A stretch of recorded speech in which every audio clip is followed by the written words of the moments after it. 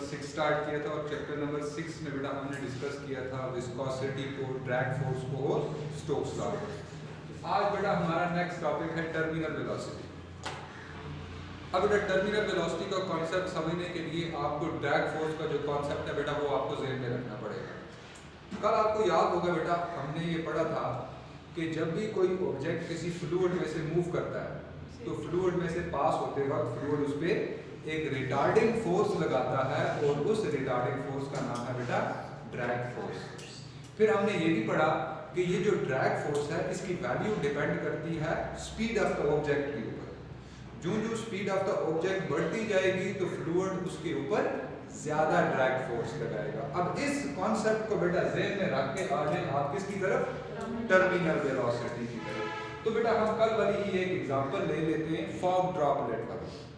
अब देखिए बेटा जब भी कोई फॉग ड्रॉपलेट या कोई भी ऑब्जेक्ट जो इनिशियली रेस्ट में है वो गिरना शुरू करता है, जब बेटा वो नीचे की तरफ गिरना शुरू करेगा तो उसके ऊपर बेटा सिर्फ एक ही फोर्स एक्ट करेगी इनिशियली जब वो रेस्ट से मोशन स्टार्ट करेगा। और वो कौन सी फोर्स है बेटा, इसका वेट W = mg। अच्छा अब जो ही बेटा ऑब्जेक्ट ने फ्लूइड में से गिरना शुरू किया इनिशियली बेटा उसकी स्पीड कम होगी। इनिशियली जो ऑब्जेक्ट है फ्लूइड में से गिरना शुरू करेगा उसकी स्पीड कम होगी। जो वो नीचे की तरफ गिरता जाएगा उसकी स्पीड बढ़ती जाएगी। जो स्पीड बढ़ेगी तो स्पीड का ड्रैग फोर्स के साथ रिलेशन हमने पढ़ा है, डायरेक्ट रिलेशन है, तो ड्रैग फोर्स भी बढ़ती जाएगी। तो इसका मतलब है थोड़ी देर बाद किसी ड्रॉपलेट के ऊपर दो फोर्सेस एक्ट करना शुरू कर देंगी बेटा। वेट W = mg, ये तो बेटा वैल्यू कांस्टेंट ही रहेगी, ग्रेटर अल्टीट्यूड्स पे जाके चेंज होती है। तो अब इसके ऊपर एक फोर्स और एक्ट हो गई है बेटा, वो कौन सी है, drag force.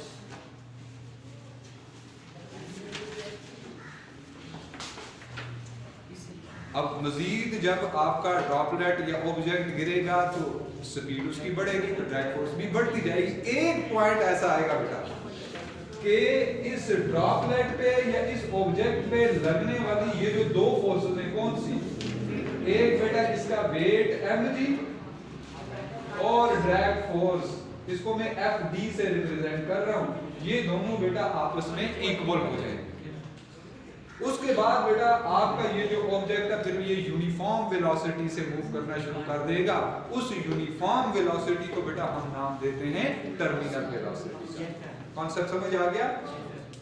Terminal velocity basically वो वेलोसिटी है जो कोई भी ऑब्जेक्ट उस वक्त अटेन करता है जब उस ऑब्जेक्ट पे लगने वाली ग्रेविटेशनल फोर्स और ड्रैग फोर्स आपस में इक्वल और अपोजिट हो जाती है।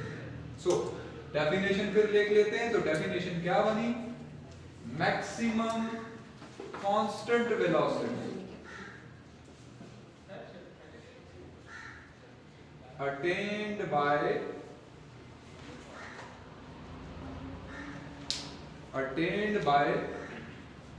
an object when drag force becomes equal to weight of object is called terminal velocity।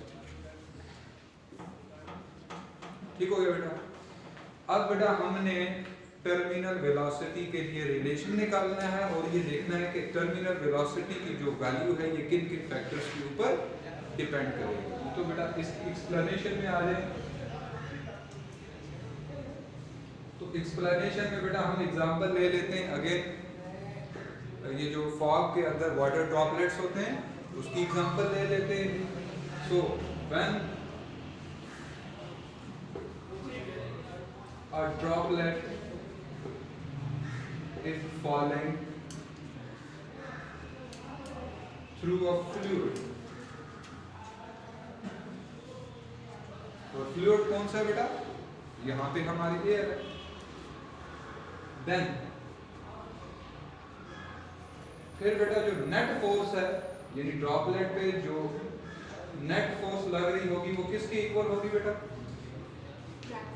Initially बेटा वेट ज्यादा होगा, ड्रैग फोर्स कम हो, तो फिर हम लिखेंगे यहाँ पे वेट माइनस ड्रैग।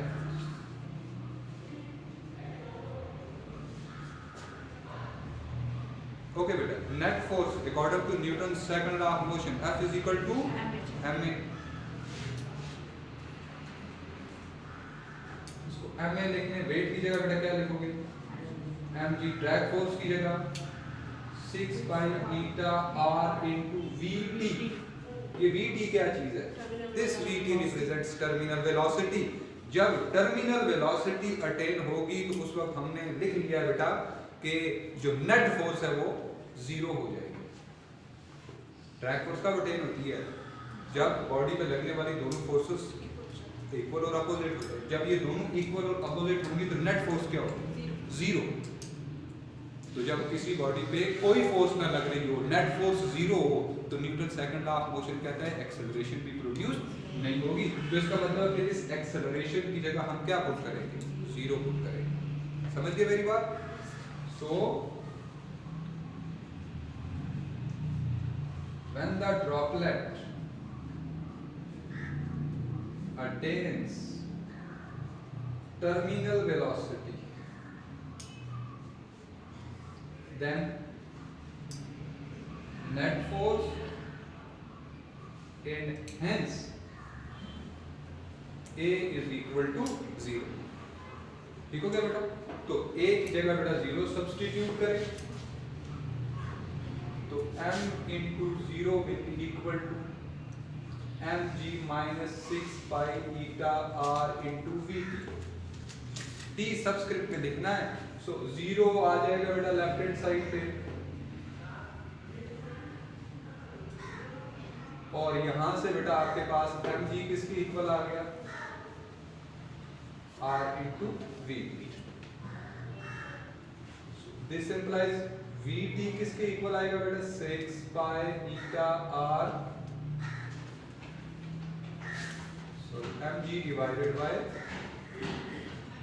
6 पाई ईटा into r। इसको इक्वेशन 1 का नाम देते हैं। इसको बेटा मजीद सिंप्लीफाई करते हैं, यानी Vt फाइंड आउट करना है तो then you must have mass and radius. बाकी पैरामीटर्स तो कांस्टेंट आ गए। तो मास हम कैसे फाइंड आउट करेंगे? तो आपने बेटा पढ़ा है डेंसिटी होती है mass divided by volume. Volume का v कैपिटल रखें या इस तरह कट के साथ लिख दिया करें ताकि स्पीड में और इसमें डिफरेंशिएट किया जा सके। तो यहां से बेटा m किसके इक्वल आ गया? Density multiplied by volume. अब ड्रॉपलेट की शेप होती है स्फेरिकल और स्फीयर का वॉल्यूम होता है 4/3 पाई r। This means that m will be equal to v की जगह लिख लें 4/3 पाई r क्यूब और रो को बेटा एज इट इज साथ लिख लें और m की ये वैल्यू आप सब्स्टिट्यूट कर दें इक्वेशन नंबर 1 के।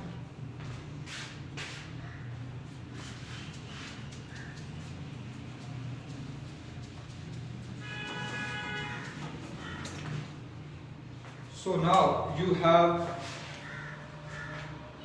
substituting equation 2 in 1, Vt will be equal to m की जगह लिखेंगे बेटा 4/3 पाई r क्यूब रो, g बेटा पहले से मौजूद है, divided by 6 pi eta into r। m की जगह 4/3 पाई r क्यूब रो सब्स्टिट्यूट किया, g बेटा ऑलरेडी मौजूद है, डिनोमिनेटर को एज इट इज लिख दिया। अब बेटा कैंसिलेशन देखें क्या क्या हो रही है। ये देखिए एक r जो है इस r क्यूब के एक r के साथ कैंसिल हो गया, ये पाई और पाई कैंसिल हो गई, ये 2 2s are 4 2 3s are 6, बाकी क्या बचा जी और 3 डिनोमिनेटर में है उससे कैंसिलेशन नहीं होगी। ठीक है, ये अभी देखें वो कॉमन डिनोमिनेटर में आ जाएंगे। इधर बच गया 2, इधर क्या बचा, एक r कैंसिल हो गया r² और साथ बेटा रो जी। अब ये 3 नीचे आएगा, एक डिनोमिनेटर में कर ले 3 3s are 9 into eta।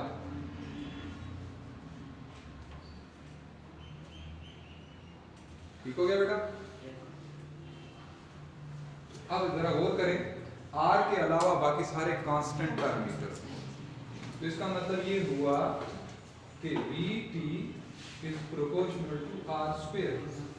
अगर हम कांस्टेंट पैरामीटर्स को हटा दें तो इक्वालिटी प्रोपोर्शनैलिटी में चेंज हो जाएगी और आपके पास कंक्लूजन क्या बने?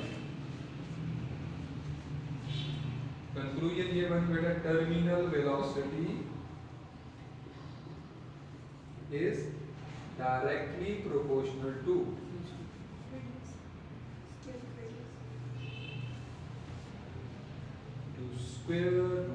Square of radius।